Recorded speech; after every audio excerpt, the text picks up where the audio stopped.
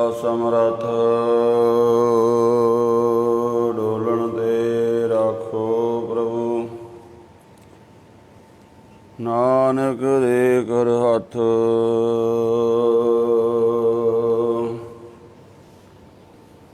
ਉਸਤਤ ਮਨ ਮੈਂ ਕਰ ਨਿਰੰਕਾਰ। ਕਰ ਮਨ ਮੇਰੇ ਸਤ ਵਿਵਹਾਰ। ਨਿਰਮਲ ਰਸਨਾ ਅੰਮ੍ਰਿਤ ਪੀਓ। ਸਦਾ ਸੁਹੇਲਾ ਕਰ ਲੈ ਜੀਓ। ਨੈਨੋ ਭੇਖ ਠਾਕੁਰ ਕਾ ਰੰਗ। ਸਾਧ ਸੰਗ ਬਿਨਸੈ ਸਭ ਸੰਗ। ਚਰਨ ਚਲੋ ਮਾਰਗ ਗੋਬਿੰਦ। ਮਿਟੈ ਪਾਪ ਜਪੀਐ ਹਰ ਬਿੰਦ।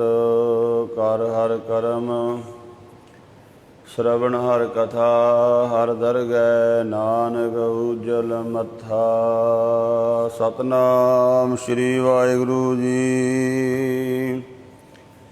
ਆਸਾ ਜਬ ਲਗ ਤੇਲ ਦੀਵੇ ਮੁਖ ਬਾਤੀ। ਤਬ ਸੂਝੈ ਸਭ ਕੋਈ।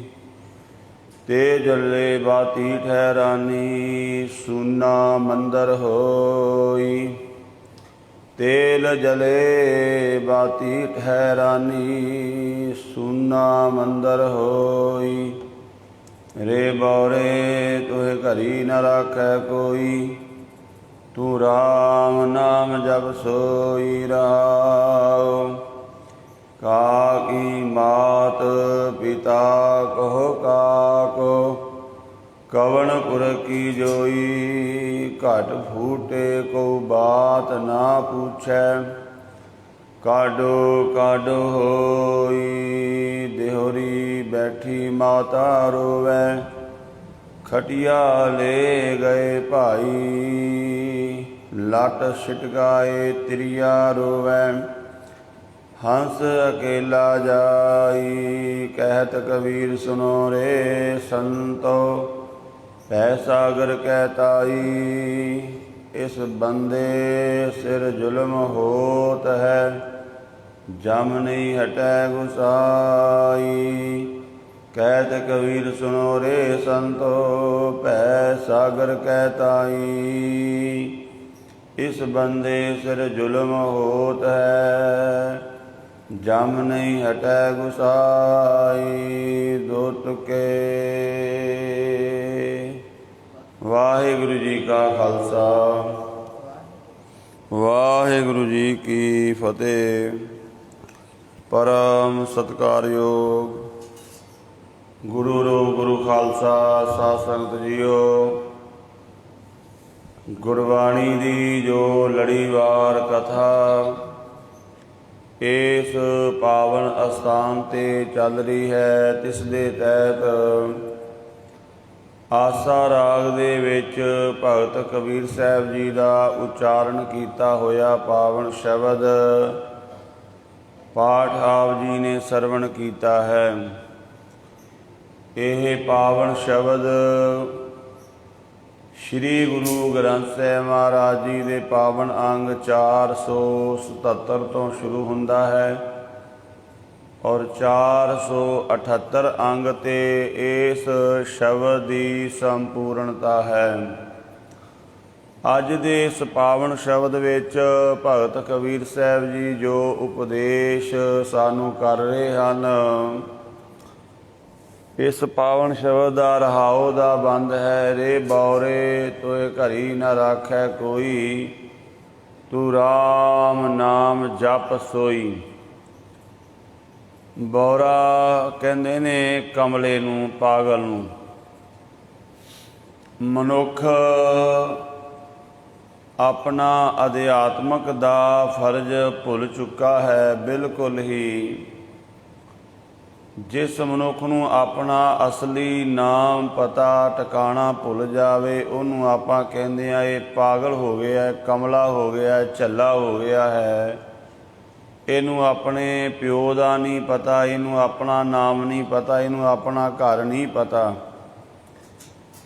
ਇਸੇ ਤਰ੍ਹਾਂ ਭਗਤ ਕਬੀਰ ਸਾਹਿਬ ਜੀ ਕਹਿੰਦੇ, ਮਾਇਆ ਦੇ ਮੱਧ ਵਿੱਚ ਪਾਗਲ ਹੋਏ ਝੱਲੇ ਹੋਏ ਮਨੁੱਖ ਸੁਚੇਤ ਹੋ। ਜਿਸ ਪਰਿਵਾਰ ਵਿੱਚ ਤੂੰ ਲੱਗ ਕੇ ਆਪਣੇ ਅਸਲ ਅਸਥਾਨ ਨੂੰ ਭੁੱਲ ਗਿਆ ਹੈ, ਇਹਨਾਂ ਨੇ ਜਦੋਂ ਤੇਰੇ ਸਵਾਸ ਖਤਮ ਹੋ ਗਏ, ਇਹ ਜੀਵਨ ਲੀਲਾ ਖਤਮ ਹੋ ਗਈ, ਇੱਕ ਘੜੀ ਵੀ ਤੈਨੂੰ ਆਪਣੇ ਘਰ ਵਿੱਚ ਕਿਸੇ ਨੇ ਨਹੀਂ ਰੱਖਣਾ। ਇਸ ਕਰਕੇ ਤੂੰ ਪਰਮਾਤਮਾ ਪਰਮੇਸ਼ਵਰ ਦੇ ਨਾਮ ਨੂੰ ਜਪ, ਕਿਉਂਕਿ ਜਿਹੜਾ ਵਾਹਿਗੁਰੂ ਦਾ ਨਾਮ ਹੈ ਉਹੀ ਸਾਡਾ ਅਸਲ ਸਾਥੀ ਹੈ, ਉਹੀ ਸਾਡਾ ਸੱਚਾ ਮਿੱਤਰ ਹੈ, ਉਹੀ ਸਾਡੇ ਨਾਲ ਨਿਭਣ ਵਾਲਾ ਹੈ। ਭਗਤ ਕਬੀਰ ਸਾਹਿਬ ਜੀ ਇਸ ਪਾਵਨ ਸ਼ਬਦ ਦੇ ਵਿੱਚ ਜੋ ਉਪਦੇਸ਼ ਕਰ ਰਹੇ ਹਨ, ਆਓ ਪਾਵਨ ਅੰਮ੍ਰਿਤ ਬਚਨਾਂ ਦੇ ਨਾਲ ਸਾਂਝ ਪਾਈਏ। ਪਿਆਰ ਨਾਲ ਆਖੋ ਸਤਿਨਾਮ ਸ੍ਰੀ ਵਾਹਿਗੁਰੂ ਸਾਹਿਬ ਜੀ। ਆਸਾ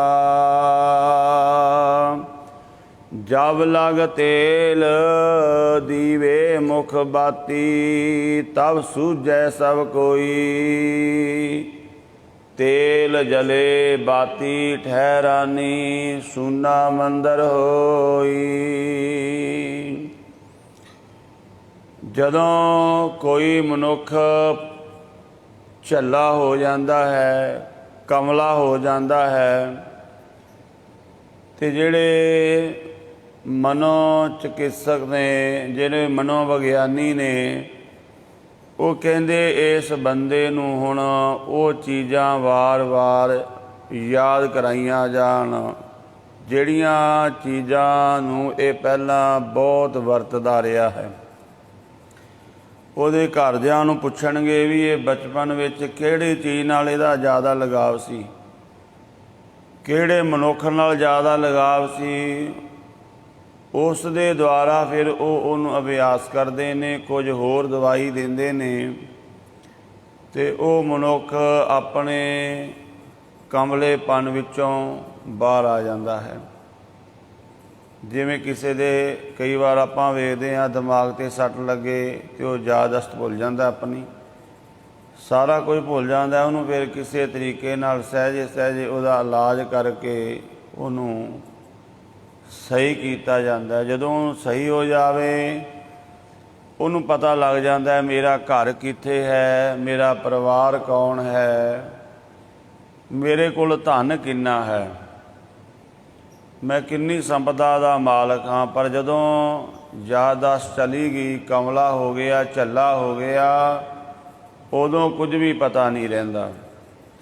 ਬਿਲਕੁਲ ਸਾਡੀ ਹਾਲਤ ਇਹੀ ਹੈ ਕਿ ਜਿਵੇਂ ਕੋਈ ਝੱਲਾ ਹੋ ਜਾਵੇ, ਬੌਰਾ ਹੋ ਜਾਵੇ, ਤਾਂ ਹੀ ਗੁਰਬਾਣੀ ਵਿੱਚ ਇਹ ਸ਼ਬਦ ਵਰਤੇ ਗਏ ਨੇ। ਪਾਗਲ ਮਨੂਰਖ, ਮੂਰਖ ਮਨੁੱਖ ਦਾ ਵੀ ਇਹੀ ਅਰਥ ਹੈ, ਬੌਰਾ ਹੋ ਗਿਆ, ਝੱਲਾ ਹੋ ਗਿਆ। ਮੂਰਖ ਦਾ ਵੀ ਅਰਥ ਹੈ ਮੁਰਸ਼ਦ ਹੋ ਜਾਣਾ, ਬੇਹੋਸ਼ ਹੋ ਜਾਣਾ, ਆਪਣਾ ਆਪ ਭੁੱਲ ਜਾਣਾ। ਅਤੇ ਭਗਤ ਕਬੀਰ ਸਾਹਿਬ ਜੀ ਕਹਿੰਦੇ, ਯਾਦ ਕਰ ਤੂੰ ਆਪਣੇ ਅਸਲ ਨੂੰ। ਜਦੋਂ ਆਪਾਂ ਸੰਗਤ ਵਿੱਚ ਆਉਂਦੇ ਹਾਂ, ਗੁਰਬਾਣੀ, ਗੁਰੂ ਪਾਤਸ਼ਾਹ ਸਾਨੂੰ ਸਾਡਾ ਉਹ ਸਮਾਂ ਚੇਤੇ ਕਰਾਉਂਦੇ ਨੇ ਜਦੋਂ ਜੀਵ ਪਰਮਾਤਮਾ ਦੇ ਵਿੱਚ ਲੀਨ ਹੋਇਆ ਸੀ, ਜੁੜਿਆ ਹੋਇਆ ਸੀ। ਜਿਵੇਂ ਭਗਤ ਕਬੀਰ ਸਾਹਿਬ ਜੀ ਦਾ ਹੀ ਬਚਨ ਹੈ, ਕਹਿਣ ਲੱਗੇ ਵੀ ਜਦੋਂ ਤੂੰ ਮਾਤ ਗਰਭ ਦੇ ਵਿੱਚ ਸੀ ਨਾ, ਤੇਰਾ ਧਿਆਨ ਹਰ ਸਮੇਂ ਪਰਮਾਤਮਾ ਵਿੱਚ ਜੁੜਿਆ ਹੋਇਆ ਸੀ। ਅਤੇ ਉਹ ਸਮੇਂ ਬਾਬਤ ਭਗਤ ਕਬੀਰ ਸਾਹਿਬ ਬਚਨ ਕਰਦੇ ਨੇ, ਕਾਹੇ ਭਈਆ ਫਿਰ ਤੋਂ ਫੁੱਲਿਆ ਫੁੱਲਿਆ, ਜਬ ਦਸ ਮਾਸ ਉਰਧ ਮੁਖ ਰਹਿਤਾ, ਸੋ ਦਿਨ ਕੈਸੇ ਭੁੱਲਿਆ। ਜਦੋਂ ਮਾਤ ਗਰਭ ਵਿੱਚ ਪੁੱਠਾ ਲਟਕਿਆ ਹੋਇਆ ਸਿਮਰਨ ਕਰ ਰਿਹਾ ਸੀ ਅਤੇ ਅਰਦਾਸਾਂ ਕਰਦਾ ਸੀ, ਪਰਮਾਤਮਾ ਮੇਰੀ ਰੱਖਿਆ ਕਰ ਅਤੇ ਮੈਨੂੰ ਜੀਵਨ ਦੀ ਦਾਤ ਦੇ, ਉਹ ਸਮਾਂ ਤੈਨੂੰ ਕਿਵੇਂ ਭੁੱਲ ਗਿਆ? ਕਿਉਂਕਿ ਤੂੰ ਵਾਅਦਾ ਕਰਕੇ ਆਇਆ ਸਿਮਰਨ ਕਰਨ ਵਾਸਤੇ, ਬੰਦਗੀ ਕਰਨ ਵਾਸਤੇ। ਜਿਵੇਂ ਕੋਈ ਬੰਦਾ ਕਿਤੇ ਕੋਈ ਕੰਮ ਕਰਨ ਗਿਆ ਹੋਵੇ ਤੇ ਉੱਥੇ ਉਹ ਕੰਮ ਨਾ ਕਰੇ, ਜਿਹੜੇ ਉੱਥੇ ਦੇ ਲੋਕ ਨੇ ਉਹਨੂੰ ਯਾਦ ਕਰਾਉਂਦੇ ਨੇ ਵੀ ਤੂੰ ਇੱਥੇ ਆਇਆ ਕੀ ਲੈਣ ਹੈ। ਜਿਵੇਂ ਸਕੂਲ ਵਿੱਚ ਬੱਚੇ ਜਾਣ ਪੜ੍ਹਨ ਨਾ, ਤੇ ਟੀਚਰ ਕਹਿੰਦਾ ਬਈ ਤੂੰ ਇੱਥੇ ਕੀ ਲੈਣ ਆਇਆ ਹੈ, ਤੂੰ ਪੜ੍ਹਾਈ ਕਰਨ ਵਾਸਤੇ ਆਇਆ ਹੈ। ਯਾਦ ਕਰ ਜਿਸ ਦਿਨ ਦਾਖਲਾ ਕਰਾਉਣ ਆਏ ਸੀ ਤੇਰੇ ਮੰਮੀ ਡੈਡੀ ਨਾਲ ਸੀ, ਤੇ ਉਸ ਦਿਨ ਤੂੰ ਵੀ ਕਹਿੰਦਾ ਸੀ ਮੈਂ ਪੜ੍ਹਾਂਗਾ ਜੀ, ਮੈਨੂੰ ਇੱਕ ਵਾਰੀ ਆਪਣੇ ਸਕੂਲ ਵਿੱਚ ਰੱਖ ਲਓ, ਮੈਂ ਪੜ੍ਹਾਂਗਾ, ਧਿਆਨ ਨਾਲ ਪੜ੍ਹਾਂਗਾ, ਮੈਨੂੰ ਰੱਖ ਲਓ, ਮੇਰਾ ਨਾਂ ਦਾਖਲ ਕਰ ਲਵੋ। ਤੇ ਹੁਣ ਤੈਨੂੰ ਉਹ ਭੁੱਲ ਗਿਆ ਸਮਾਂ। ਇਸੇ ਤਰ੍ਹਾਂ ਸਾਨੂੰ ਯਾਦ ਕਰਾਉਂਦੇ ਨੇ। ਧੰਨ ਗੁਰੂ ਅਰਜਨ ਦੇਵ ਮਹਾਰਾਜ ਜੀ ਵੀ ਬਚਨ ਕਰਦੇ ਨੇ, ਇਹ ਜੀਵ ਉਸ ਵਾਹਿਗੁਰੂ ਨਿਰੰਕਾਰ ਨੇ ਮਾਤ ਗਰਭ ਮੈਂ ਆਪਨ ਸਿਮਰਨ ਦੇ, ਤੈਂ ਤੁਮ ਰਾਖਣ ਹਾਰੇ। ਹੇ ਵਾਹਿਗੁਰੂ, ਤੂੰ ਮਾਤ ਗਰਭ ਦੇ ਵਿੱਚ ਸਾਨੂੰ ਸਿਮਰਨ ਦੇ ਕੇ ਆਪਣੇ ਨਾਮ ਦਾ ਸਾਡੀ ਰੱਖਿਆ ਕੀਤੀ ਹੈ। ਪਾਵਕ ਸਾਗਰ ਅਥਾਹ ਲਹਿਰ ਮੈਂ ਤਾਰੋ ਤਾਰਨ ਹਾਰੇ। ਸਿਮਰਨ ਵਾਹਿਗੁਰੂ ਦਾ ਨਾਮ ਧਿਆਨ ਸਤਿਗੁਰੂ ਪਾਤਸ਼ਾਹ ਉਹ ਚੇਤੇ ਕਰਾਉਂਦੇ ਨੇ ਕਿ ਤੇਰਾ ਉਸ ਸਮੇਂ ਧਿਆਨ ਪਰਮਾਤਮਾ ਵਿੱਚ ਜੁੜਿਆ ਹੋਇਆ ਸੀ। ਪਰ ਜਿਵੇਂ ਹੀ ਸੰਸਾਰ ਵਿੱਚ ਆਉਂਦਾ ਜੀਵ, ਸੰਸਾਰ ਦੀ ਮਾਇਆ ਵਿਆਪਤ ਹੋ ਜਾਂਦੀ ਹੈ। ਕੁਦਰਤੀ ਇਹ ਗੱਲ ਹੈ ਕਿ ਆਪਾਂ ਵੇਖੋ ਬੰਦੇ ਨੇ ਕਿੰਨੇ ਵੀ ਸਾਫ਼ ਕੱਪੜੇ ਪਾਏ ਹੋਣ, ਤੇ ਜਦੋਂ ਆਪਾਂ ਮੈਲੀ ਥਾਂ ਤੋਂ ਲੰਘਾਂਗੇ ਜਿੱਥੇ ਮਿੱਟੀ ਘੱਟਾ ਉੱਡ ਰਿਹਾ ਹੈ ਜਾਂ ਕੋਈ ਐਸਾ ਕੰਮ ਹੋ ਰਿਹਾ, ਜਿਵੇਂ ਜਿਹੜੇ ਫੈਕਟਰੀਆਂ ਦੇ ਇਲਾਕੇ ਨੇ, ਜਿੱਥੇ ਫੈਕਟਰੀ ਏਰੀਆ, ਜਿੱਥੇ ਫੈਕਟਰੀਆਂ ਲੱਗੀਆਂ ਹੁੰਦੀਆਂ ਨੇ, ਉੱਥੇ ਧੂੰਆਂ ਨਿਕਲਦਾ, ਹੋਰ ਅਨੇਕ ਤਰ੍ਹਾਂ ਉਹ ਚੀਜ਼ ਦਾ, ਉਸ ਵਾਤਾਵਰਨ ਦਾ ਮਨੁੱਖ 'ਤੇ ਵੀ ਅਸਰ ਹੁੰਦਾ ਹੈ। ਜਿਵੇਂ ਜਿੱਥੇ ਜਿੱਥੇ ਥਰਮਲ ਪਲਾਂਟ ਲੱਗੇ ਨੇ ਉੱਥੇ ਕਹਿੰਦੇ ਚਮੜੀ ਦਾ ਕੈਂਸਰ ਹੋਣ ਲੱਗ ਪਿਆ, ਹੋਰ ਕਈ ਤਰ੍ਹਾਂ ਦੀਆਂ ਬਿਮਾਰੀਆਂ, ਕਿਉਂਕਿ ਉੱਥੋਂ ਦੀ ਉਹ ਸੰਗਤ ਦਾ ਅਸਰ ਹੁੰਦਾ ਹੀ ਹੁੰਦਾ ਹੈ। ਇਸੇ ਤਰ੍ਹਾਂ ਸੰਸਾਰ ਵਿੱਚ ਜਦੋਂ ਜੀਵ ਆਉਂਦਾ, ਇਹ ਸੰਸਾਰ ਦੀ ਮਾਇਆ ਵਿਆਪਦੀ ਹੈ, ਪਰ ਇਹਦੇ ਤੋਂ ਬਚਣ ਦਾ ਤਰੀਕਾ ਹੈ, ਉਹ ਹੈ ਨਾਮ ਬਾਣੀ ਸਿਮਰਨ।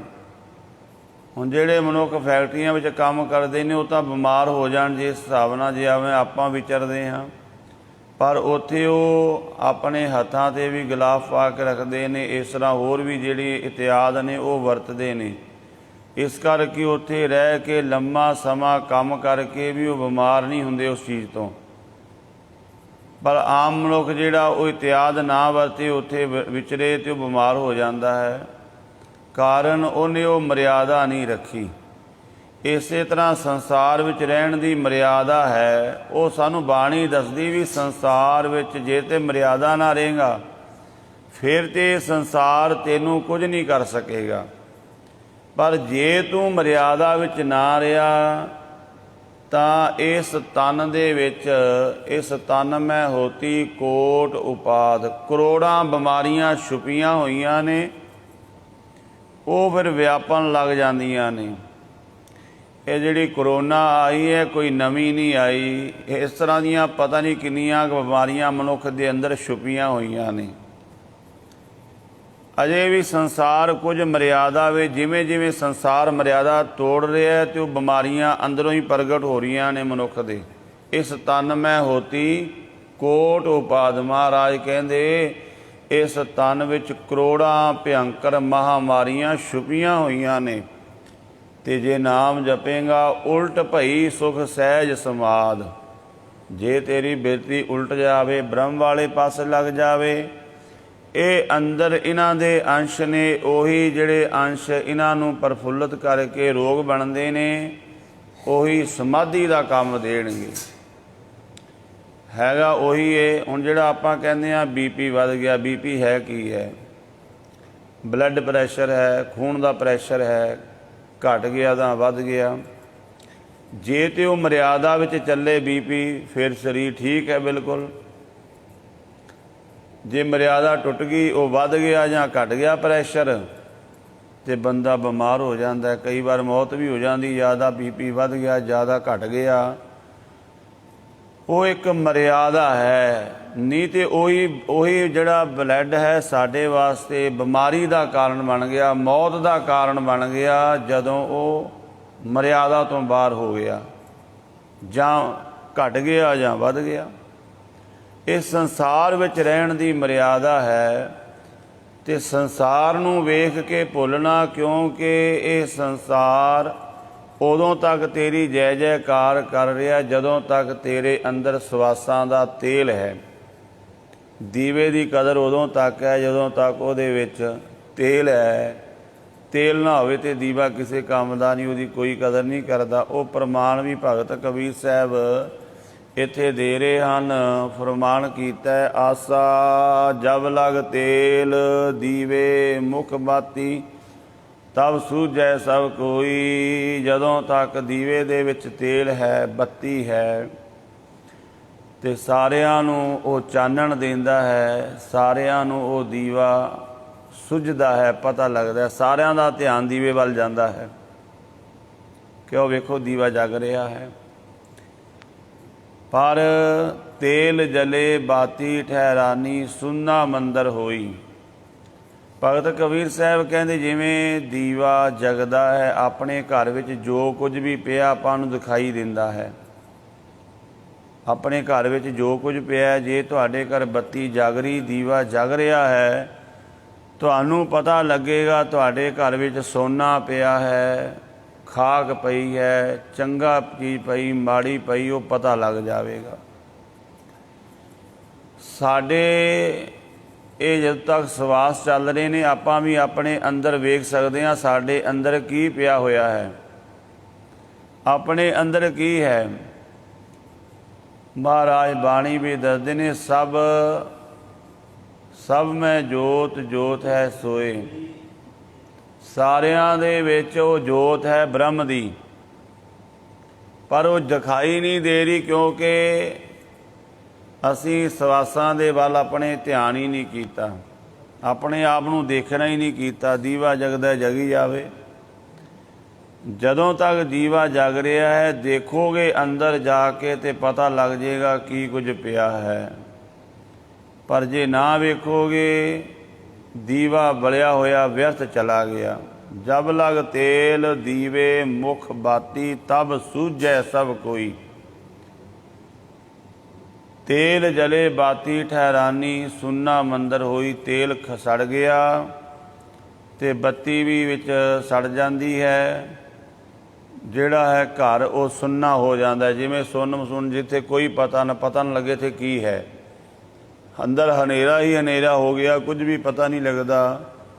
ਬਿਲਕੁਲ ਇਸੇ ਤਰ੍ਹਾਂ ਪਾਤਸ਼ਾਹ ਜੀ ਫਰਮਾਨ ਕਰ ਰਹੇ ਨੇ ਵੀ ਜੇ ਤੂੰ ਨਾਮ ਨਾ ਜਪਿਆ, ਸਵਾਸਾਂ ਦੀ ਸੰਭਾਲ ਨਾ ਕੀਤੀ, ਇਹ ਸਵਾਸ ਮੁੱਕਦੇ ਜਾ ਰਹੇ ਨੇ ਇੱਕ ਦਿਨ, ਤੇ ਫਿਰ ਤੇਰਾ ਇਹ ਜੀਵਨ ਨਾਮ ਤੋਂ ਬਿਨਾ ਸੁੰਨਾ ਹੋ ਜਾਵੇਗਾ। ਤੈਨੂੰ ਕੁਝ ਵੀ ਪ੍ਰਾਪਤੀ ਨਹੀਂ ਹੋਈ, ਕੁਝ ਵੀ ਪਤਾ ਨਹੀਂ ਲੱਗੇਗਾ।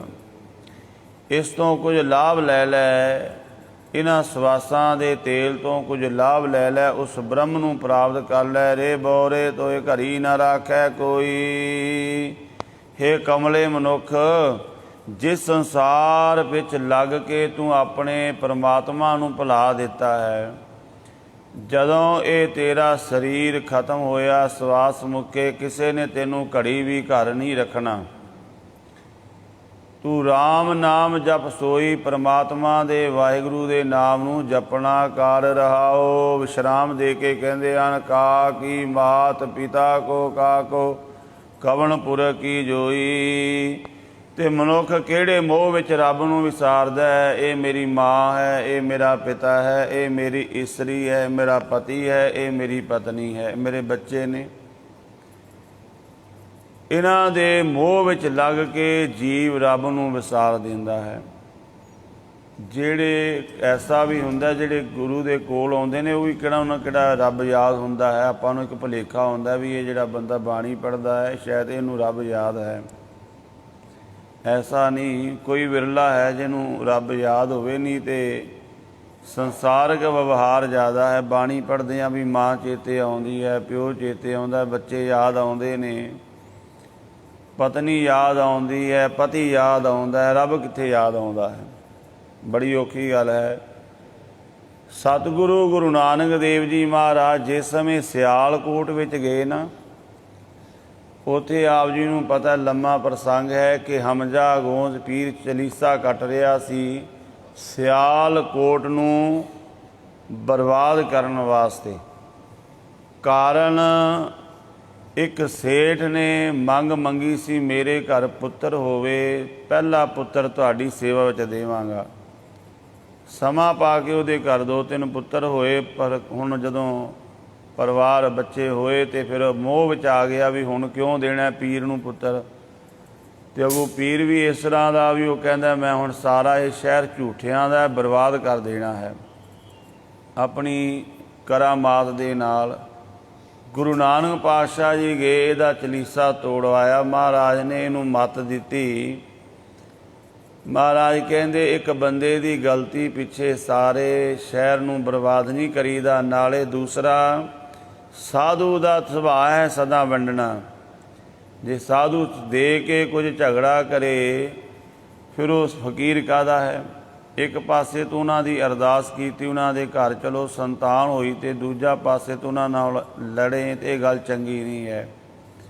महाराज कहंदे सारा शहर जां सारा नगर झूठियां दा नहीं हुंदा।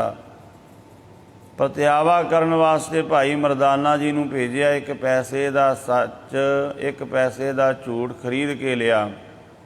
सारे शहर विच सियालकोट दे नगर विच जांदा भाई मरदाना। लोग कई हसदे ने, पर जिहड़ा मूला खत्तरी है वो कहंदा, क्योंकि उहनूं कुछ अध्यात्मक दा ज्ञान सी, वो देंदा एक कागज़ ते लिख देंदा है मरना सच है, ये सच दा सौदा। मरना मौत सच है, झूठ की है, जीवन झूठ है।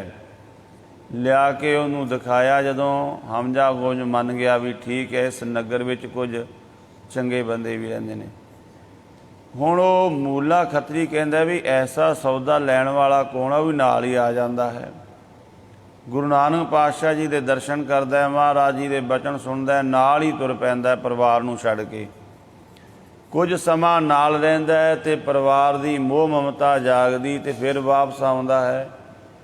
गुरु नानक पातशाह जी मिलण वास्ते आउंदे ने। घर वाली नूं पता लग जांदा है उही फकीर जिन्हां नाल पहलां चला गया सी फिर आ गए ने।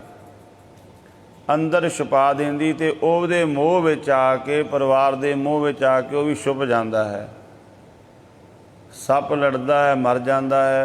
गुरु नानक पातशाह के पुछदे ने भी कित्थे है, कहंदे जी घर नहीं। 3 वारी पुछया, 3 वारी ना कर दी। महाराज कहंदे चंगा भाई तुहाडी मर्जी। जदों सप लड़ के मरदा फिर रौला पै जाता है। चुक के लियाउंदे ने। महाराज कहंदे इहनूं 10वें जामे विच मुक्त करांगे। हुण समा लंघ गया। आए इसे करके सी भी इहदी मौत आई सी, इहनूं बख्शण वास्ते आई सी, पर यह छुप गया सी, क्योंकि मोह ऐसा है परिवार दा, वो लै जांदा दूर। फिर 10वें जामे विच तुसीं जाओ तखत सचखंड श्री हजूर साहिब, उत्थे जिहड़ा गुरुद्वारा श्री शिकार घाट साहिब है, उत्थे महाराज जी ने सहे दा शिकार किया, उहदा उधार किया। ऐसा संसार दा मोह है, गुरु दर ते आके भी आवाज़ मारे तो बंदा पिछे हट जाता है। बाणी तो पिछे हट जाता है, नाम तो पिछे हट जाता है। भगत कबीर साहब कहते भलिया देख का की मात पिता को काको, कवनपुर की जोई दस केदी माँ केदा पिता केदी इस्त्री, ये तां पूर्व जन्म के मिले संजोगी अंत को ना सहाई। ए जिन्ने अपना परिवार है ना, जां ते आपां इन्हां दा लेखा देना है ते जां इन्हां ने अपना देना। बस इन्ना क संबंध है अपना इन्हां नाल। कोई कर्म ऐसे कीते ने आपां उन्हां नूं सीधा नहीं वो दे सकते, मुकर जाते हैं, बंदा लैके मुकर जाता है। परमात्मा संबंध ऐसा बना देंदा है, मनुख उहदे ते लुटान लग जाता है। बहु पर पंच कर पर धन लियावै, सुध दारा पै आन लुटावै। उदां किसी का दूजे का पुत्र अपने कोलों पैसे मंगे 500 दे दो, आपां कित्थे देंदे आ। अपना पुत्र मंगे आपां मिंट विच लुटाने लै 500 की भावें 1000 लै जा। उन्हें लेखा लैना, वो पुत्र बन के आ गया, इस्त्री बन के आ गया, पति बन। पूर्व जन्म के मिले संजोगी, ये पूर्वले जन्म के संजोगी ने। ਜਿਹਦਾ ਜਿਹਦਾ ਲੇਖਾ ਦੇਣਾ ਲੈਣਾ ਉਹ ਜਦੋਂ ਨਿਬੜ ਜਾਂਦਾ ਹੈ ਉਹ ਚਲਾ ਜਾਂਦਾ ਹੈ। ਉਹਨੇ ਚਿਰ ਸਮਾਂ ਉਹਨੇ ਸਮੇਂ ਦਾ ਲੇਖਾ ਸੀ। ਪੂਰਵ ਜਨਮ ਕੇ ਮਿਲੇ ਸੰਜੋਗੀ ਅੰਤੈ ਕੋ ਨਾ ਸਹਾਈ, ਕਿਸੇ ਨੇ ਸਹਾਈ ਨਹੀਂ ਹੋਣਾ। ਘਟ ਫੂਟੇ ਕੋ ਬਾਤ ਨਾ ਪੁੱਛੈ, ਕਾਢੋ ਕਾਢੋ ਹੋਈ। ਤੇ ਇਹਦਾ ਪ੍ਰਤੱਖ ਪ੍ਰਮਾਣ ਭਗਤ ਕਬੀਰ ਸਾਹਿਬ ਕਹਿੰਦੇ ਵੇਖ ਲਿਆ ਕਰੋ, ਜਦੋਂ ਬੰਦਾ ਮਰਦਾ ਹੈ ਉਹੀ ਪਰਿਵਾਰ ਹੁੰਦਾ ਹੈ, ਉਹੀ ਸਾਰੇ ਹੁੰਦੇ। ਕਹਿੰਦੇ ਵੀ ਕਦੋਂ ਕੱਢਣਾ ਹੋਲੀ ਕ, ਬੀਬੀਆਂ ਵੀ ਪੁੱਛ ਲੈਂਦੀਆਂ ਨੇ, ਭਾਈ ਵੀ ਪੁੱਛ ਲੈਂਦੇ ਨੇ ਵੀ ਕਦੋਂ ਕੱਢਣਾ ਹੈ।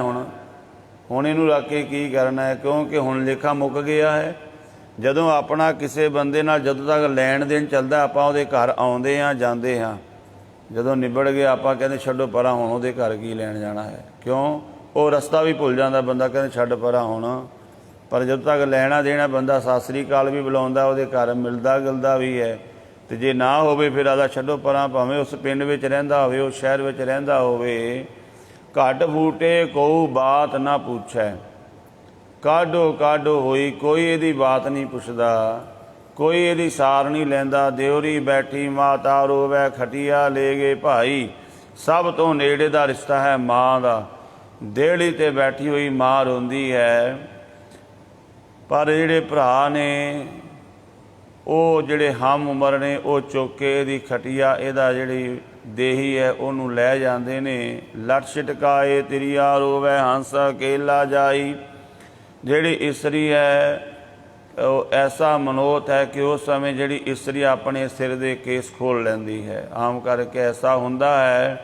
ਭਗਤ ਕਬੀਰ ਸਾਹਿਬ ਉਹੀ ਪ੍ਰਮਾਣ ਦਿੰਦੇ ਨੇ ਕਿ ਉਹ ਇਸਤਰੀ ਫਿਰ ਆਪਣੇ ਸਿਰ ਦੇ ਖੇਸ ਖੋਲ੍ਹ ਕੇ ਉੱਚੀ ਉੱਚੀ ਧਾਹਾਂ ਮਾਰ ਕੇ ਰੋਂਦੀ ਹੈ, ਪਰ ਜੀਵ ਆਤਮਾ ਅੱਗੇ ਇਕੱਲਾ ਹੀ ਜਾਂਦਾ, ਉਹਦੇ ਨਾਲ ਕੋਈ ਨਿਭਦਾ ਨਹੀਂ। ਕਹਿਤ ਕਬੀਰ ਸੁਣੋ ਰੇ ਸੰਤੋ, ਭੈ ਸਾਗਰ ਕਹਿ ਤਾਈ। ਭਗਤ ਕਬੀਰ ਸਾਹਿਬ ਜੀ ਕਹਿੰਦੇ ਸੰਤੋ ਸੁਣਨਾ ਕਰੋ, ਜਿਹੜਾ ਭੈ ਸਾਗਰ ਹੈ, ਅੱਗੇ ਜਿਹੜਾ ਅਗਲਾ ਸਮਾਂ ਹੈ, ਜੀਵ ਜਦੋਂ ਇੱਥੋਂ ਜਾਂਦਾ ਹੈ। ਇਸ ਬੰਦੇ ਸਿਰ ਜ਼ੁਲਮ ਹੋਤ ਹੈ, ਜਮ ਨਹੀਂ ਹਟੈ ਗੁਸਾਈ। ਇਸ ਬੰਦੇ ਦੇ ਸਿਰ 'ਤੇ ਇਹਦੇ ਕੀਤੇ ਹੋਏ ਕਰਮਾਂ ਦਾ ਜ਼ੁਲਮ ਲਿਖਿਆ ਹੁੰਦਾ ਹੈ। ਇਹ ਅਰਥ ਪੰਗਤੀ ਨੂੰ ਮੈਂ ਕਈ ਵਾਰ ਵਾਚਿਆ ਕੱਲ੍ਹ ਦਾ ਵੀ, ਇਹਦੇ ਅਰਥ ਕਿਵੇਂ ਹੋਣਗੇ, ਕਿਉਂਕਿ ਸ਼ਬਦ ਬੜੇ ਸੌਖੇ ਲੱਗਦੇ ਨੇ ਪੜ੍ਹਨ ਨੂੰ, ਪਰ ਜਦੋਂ ਅਰਥ ਕਰੀਏ ਉਹ ਦਿਮਾਗ ਵਿੱਚ ਨਹੀਂ ਆਉਂਦੇ। ਸਮੇਂ ਗੁਰੂ ਦੀ ਕਿਰਪਾ, ਗੁਰੂ ਬਖਸ਼ਿਸ਼ ਕਰ ਦੇਵੇ ਤਾਂ ਹੀ ਸਮਝ ਆਉਂਦੀ ਹੈ। ਇਸ ਬੰਦੇ ਸਿਰ ਜ਼ੁਲਮ ਹੋਤ ਹੈ। ਆਪਾਂ ਕਹਿੰਦੇ ਹਾਂ ਇਸ ਬੰਦੇ ਨੇ ਬੜਾ ਜ਼ੁਲਮ ਕੀਤਾ ਹੈ। ਕਹਿੰਦੇ ਹਨ ਨਾ ਜੇ ਕੋਈ ਬੰਦਾ ਮਾੜਾ ਕੰਮ ਕਰੇ ਕੀ ਕਹਿੰਦੇ ਆ ਵੀ ਇਸ ਬੰਦੇ ਨੇ ਬੜਾ ਜ਼ੁਲਮ ਕੀਤਾ ਹੈ। ਇਸ ਬੰਦੇ ਸਿਰ ਜ਼ੁਲਮ, ਉੱਥੇ ਬੰਦੇ ਦਾ ਅਰਥ ਇਕੱਲਾ ਬੰਦਾ ਨਹੀਂ ਹੈ, ਇਹ ਵੀ ਗੱਲ ਸਮਝਣੀ ਹੈ। ਬੰਦੇ ਦਾ ਅਰਥ ਹੈ ਜੀਵ। ਇਸ ਬੰਦੇ ਸਿਰ ਜ਼ੁਲਮ ਹੋਤ ਹੈ। ਇਸ ਬੰਦੇ ਦੇ ਸਿਰ 'ਤੇ ਇਹਦੇ ਕੀਤੇ ਹੋਏ ਜ਼ੁਲਮ ਲਿਖੇ ਹੁੰਦੇ ਨੇ ਵੀ ਇਹਨੇ ਕੀ ਕੀ ਜ਼ੁਲਮ ਕੀਤਾ ਹੈ, ਕੀ ਕੀ ਮਾੜਾ ਕੀਤਾ ਹੈ। ਜਮ ਨਹੀਂ ਹਟੈ ਗੁਸਾਈ, ਉਸ ਜ਼ੁਲਮ ਕਰਕੇ ਜਮ ਇਹਦੇ ਤੋਂ ਪਰਾਂ ਨਹੀਂ ਹੁੰਦੇ। ਵੇਖੋ ਕਈ ਕੈਦੀ ਹੁੰਦੇ ਨੇ ਨਾ, ਕਈ ਜ਼ੁਲਮ ਛੋਟੇ ਹੁੰਦੇ ਨੇ, ਉਹ ਥਾਣੇ ਵਾਲੇ ਸੁਨੇਹਾ ਭੇਜਦੇ ਨੇ ਵੀ ਤੇਰੇ ਸਿਰ ਇਹ ਜ਼ੁਲਮ, ਕਿਸੇ ਨੇ ਇਹ ਖਬਰ ਦਿੱਤੀ, ਤੂੰ ਆਪਣੀ ਆ ਕੇ ਸਾਨੂੰ ਸਫਾਈ ਦੇ। ਉਹ ਬੰਦਾ ਆਪਣੇ ਆਪ ਕਿਸੇ ਨੂੰ ਫੜ ਕੇ ਲੈ ਆਉਂਦੇ ਨੇ, 2-4 ਸਿਪਾਹੀ ਜਾਂਦੇ ਨੇ ਬਿਠਾ ਕੇ ਲੈ ਆਉਂਦੇ ਨੇ। ਪਰ ਕਈ ਬੰਦੇ ਦਾ ਜ਼ੁਲਮ ਇੰਨਾ ਗਹਿਰਾ ਹੁੰਦਾ ਵੀ ਉਹਨੂੰ ਸਰਕਾਰ ਵੱਲੋਂ ਆਰਡਰ ਹੁੰਦਾ ਵੀ ਇਹਨੂੰ ਬੇੜੀਆਂ ਪਾ ਕੇ ਲਿਆਓ ਜੇ, ਤੇ ਹਿੱਲਣ ਵੀ ਨਹੀਂ ਦੇਣਾ ਹੈ। ਤੇ ਜ਼ੁਲਮ ਮਾੜਾ ਮਾੜਾ ਕਿਸੇ ਨੇ ਮਾੜਾ ਕੀਤਾ, ਕਿਸੇ ਨੇ ਕਿਵੇਂ। ਕਿਸੇ ਬੰਦੇ ਦਾ ਜ਼ੁਲਮ ਇੰਨਾ ਹੁੰਦਾ ਵੀ ਸਿਪਾਹੀ ਅੱਖ ਵੀ ਨਹੀਂ ਫਰਕਣ ਦਿੰਦੇ, ਉਹਨੂੰ ਸੰਗਲ ਪਾ ਕੇ ਰੱਖਦੇ ਨੇ। ਜੱਜ ਦੇ ਕੋਲ ਵੀ ਪੇਸ਼ ਕਰਨਾ ਹੈ ਤੇ ਉਹਨੂੰ ਉੱਥੇ ਵੀ ਸਿਪਾਹੀ ਜਿਹੜੀ ਬੇੜੀ ਪਾ ਕੇ ਰੱਖਦੇ ਨੇ। ਹੋਰ ਵੀ ਕੈਦੀਆਂ ਨੂੰ ਲੈ ਜਾਂਦੇ ਨੇ, ਪਰ ਐਸਾ ਕੈਦੀ ਇੱਕ ਨੂੰ ਬੇੜੀ ਪਾਈ ਹੋਈ ਹਿੱਲਣ ਨਹੀਂ ਦਿੰਦੇ। ਇਸੇ ਤਰ੍ਹਾਂ ਇੰਨਾ ਕਿ ਬੰਦੇ ਨੇ ਜੀਵਨ ਵਿੱਚ ਪਾਪ ਕੀਤਾ, ਵਿਕਾਰ ਕਮਾਏ, ਉਹ ਜਮ ਪਰਾਂ ਨਹੀਂ ਹਟਦੇ। ਇਸ ਬੰਦੇ ਸਿਰ ਜ਼ੁਲਮ ਹੋਤਾ ਹੈ, ਕਿਉਂਕਿ ਇਸ ਬੰਦੇ ਨੇ ਬੜਾ ਮਾੜਾ ਕੀਤਾ, ਜ਼ੁਲਮ ਕੀਤਾ, ਉਹ ਇਹਦੇ ਮੱਥੇ 'ਤੇ ਲਿਖਿਆ ਹੋਇਆ ਹੈ ਜਮ ਨਹੀਂ ਹਟੈ ਗੁਸਾਈ। ਇਸ ਕਰਕੇ ਇਹ ਗੁਸਾਈ ਮਾਲਕ, ਉਹ ਜਮ ਇਹਦੇ ਤੋਂ ਪਰਾਂ ਨਹੀਂ ਹਟਦੇ, ਇਹਦੇ ਨਾਲ ਹਰ ਸਮੇਂ ਇਹਨੂੰ ਤਾੜ ਕੇ ਰੱਖਦੇ ਨੇ, ਸਜ਼ਾ ਦਿੰਦੇ ਨੇ। ਦੋ ਤੁੱਕੇ ਇੱਥੇ ਦੋ ਤੁੱਕੇ ਵਾਲੇ ਸ਼ਬਦ ਜਿਹੜੇ ਭਗਤ ਕਬੀਰ ਸਾਹਿਬ ਜੀ ਦੇ 9 ਆ ਚੁੱਕੇ ਨੇ ਆਸਾ ਰਾਗ ਦੇ ਵਿੱਚ।